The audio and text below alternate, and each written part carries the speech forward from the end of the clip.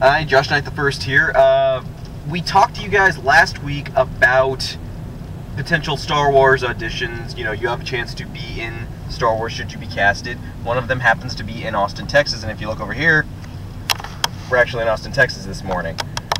Ken's over here behind the camera. Say something. Hi, guys. So, we didn't mention this last week, but I figured, you know what, I've got just about as much shot as anybody else. I'm gonna try out. So that's why we're here. It's 8:16 in the morning. This is pretty much regular Austin traffic right now. I'll go ahead and kind of continue from here and hope to God that you can see me properly, because this camera doesn't allow me to flip the LCD thing in my direction. What we didn't mention last week, and that's because we didn't know ourselves, but now we do, was that this also happens to be the weekend of Wizard World Austin. Not only is it the weekend of Wizard World Austin, but it takes place in the convention center right across the street from the hotel where they're doing the auditions for Star Wars. Not only that, but that hotel was in kind of conjunction with the convention and is thus completely sold out of rooms. So I do not know whether or not that was intentional. Like, they didn't report it as such, but it's kind of like, come on, really? Well, let's put this into perspective for you. Wizard World Austin was already in the works for months ahead of this. Somehow, the casting department decided it was the wisest thing to do to have auditions for Star Wars adjacent to where a convention where Star Wars fans would be. Like, let that sink in for a second. Was that really the best place to have people show up and try and audition for this thing? Or is it that it's all just one big publicity stunt? I mean, if that's the case, then what's this even for, you know?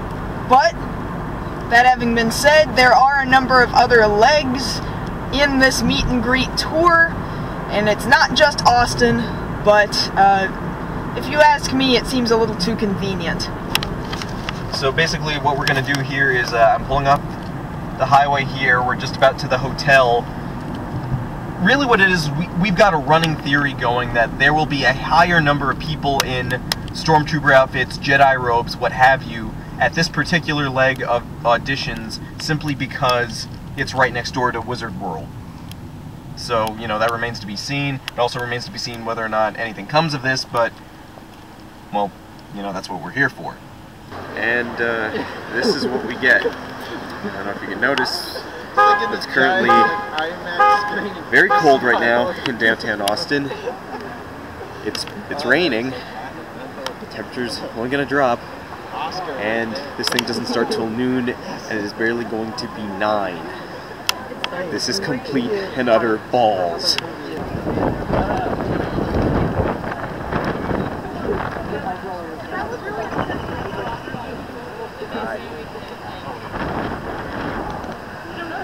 Josh ran inside to go to the restroom, and of course when he did, it started really coming down, leaving me, who doesn't handle the cold very well to begin with, and with no umbrella.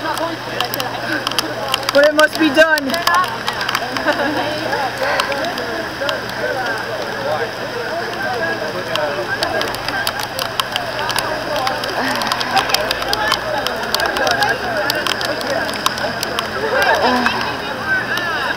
I know it's so sad. Josh came back outside after it really started coming down, and he and I switched places, and I've now come inside the hotel. The strange thing is that there's quite a lot of people actually inside the hotel who also seem to be waiting for the event.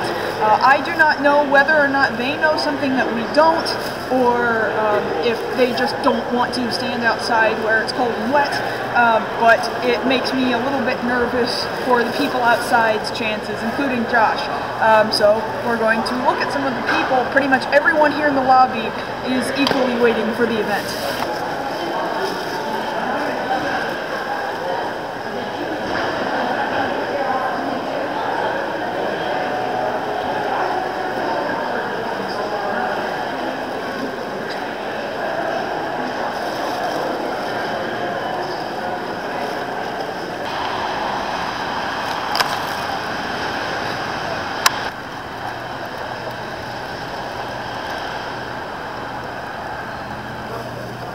Okay, I'm out here. It's not quite noon yet. It's been raining quite a bit. People are trying to keep their spirits up. A lot of people still coming into line here, but this is still balls.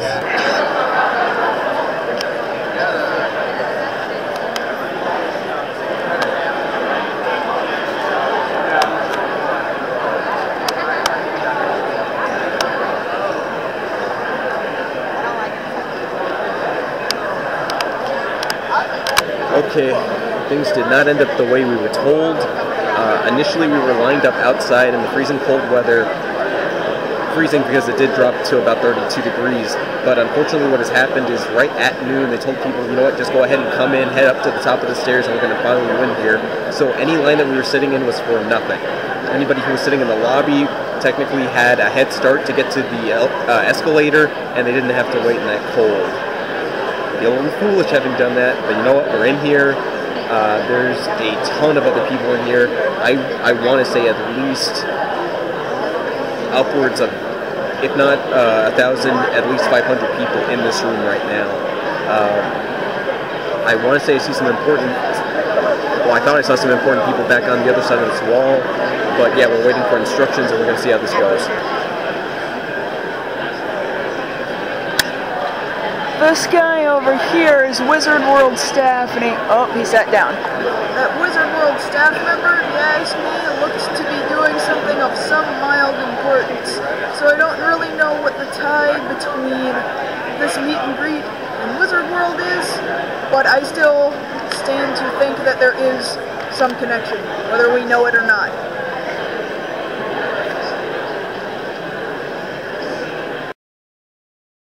So the Wizard World staff member guy, I went up and talked to him a little bit. He told me he was just here to take pictures amongst other people who were trying out for Star Wars. That's about all that I know out of him. I talked to him about whether or not Wizard World was in fact in conjunction with the meet and greet event. Hold on. Why are we here? Star Wars!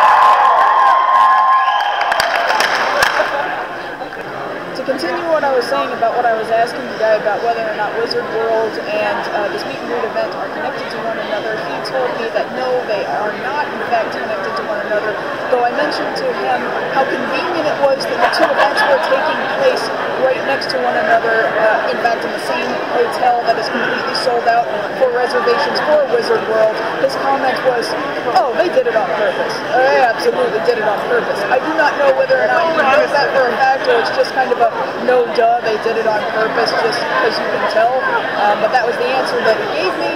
We were also looking up the details for the Star Wars Cantina event tour from Star Wars The Old Republic. Now the thing about it is that we have noticed since talking to people around here is that this event, the meet and greet, has been pushed back from noon to about 3 p.m. In correlation with what we were talking about last week about the Old Republic meet and greet Cantina event, that was supposed to start when this ended at 5 p.m. Now looking on the website for the Old Republic, the official website, that time has been pushed back from 5 p.m. to 8 p.m. Also somewhat proving that there was a correlation between that event and this event.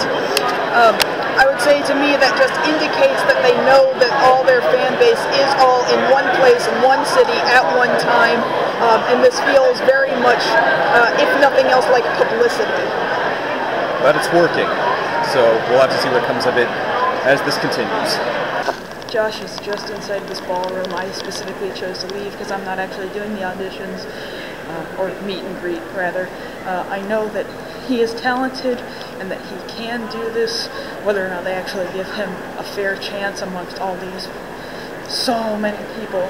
It's hard to say, but he's inside there right now. The door's wide open. We can take a peek, and I'm going to try to show you exactly what they're about to walk into. They're about to start walking up to the casting directors.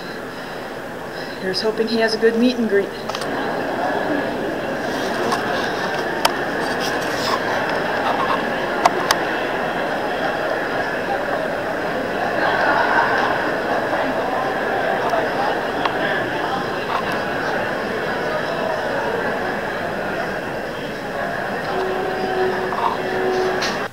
Okay, so it is now 10:22 p.m. Central Time, and as of current, I have not gotten a call back. Didn't seem like it would from the way that the casting director talked to me, but, you know, thumbs the brakes. They know exactly what they're looking for, and sometimes you just aren't it. To summarize what really happened, all that waiting outside in line really wasn't for anything. Anybody who was inside waiting in the hotel lobby had a one-up on being able to get up the escalator to the 3rd floor where they had the actual meet and greet. I want to wish good luck to anybody who did actually go out there. For all our trouble, Kaylin and I seem to have not exactly ended up with the best of health currently, so things are going to be running a little late this week, but it's a learning experience. It hasn't soured me on things, it just means you gotta try again at some other point. So until next time, I'm JoshKnight the First, and that's pretty much what went down in Austin.